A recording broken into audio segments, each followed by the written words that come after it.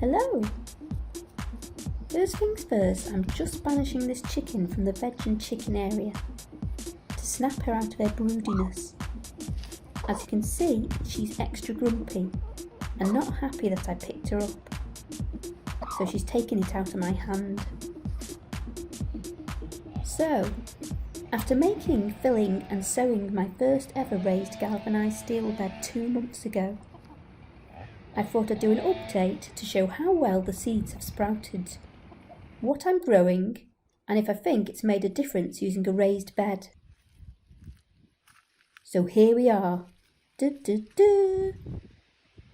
As you can see, I've got quite a mixture of seedlings shooting up, and when I initially sowed them, I decided to pack in as much as I thought possible.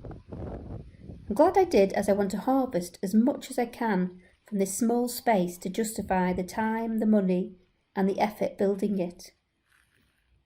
And I'm really pleased with the results so far. It's easy to keep on top of any weeds, having such a tall bed, and I've already been harvesting lots of radishes. And it's made such a difference growing them in a raised bed with fresh compost. They just pull up so nicely, and these ones taste really yummy. I'm not usually a fan of radishes, but this variety is not very peppery. It's a very mild taste. I've only had to pull out a couple of tiny weeds in the last 2 months, and it's so much easier to spot them when you've got an 80cm raised bed. There's a row of early sprouting purple broccoli at the back.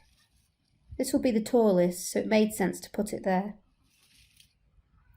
2 rows of carrots, a Paris Atlas variety, which is going to need thinning out. I've had carrot root fly in the past, so not sure if it was a bad idea sowing them this early, as the sowings are more vulnerable to attack, and I've just learnt that thinning them releases a smell which attracts the pests. So I should have sown them thinner to start with. But hey ho, we'll see how they go. Also, creating a barrier with some fleece around the carrots stops the female flying around the crop, but I didn't do that either. But I have got some garlic growing in there, which can disguise the carrot smell, so I've given myself a brownie point for that. I've also got some iceberg lettuce in there, which is coming along nicely. There's no pesky slugs and snails, and I haven't seen any venturing up the metal sides yet, touch wood. And that's how well things are growing so far in this part shady corner of my garden.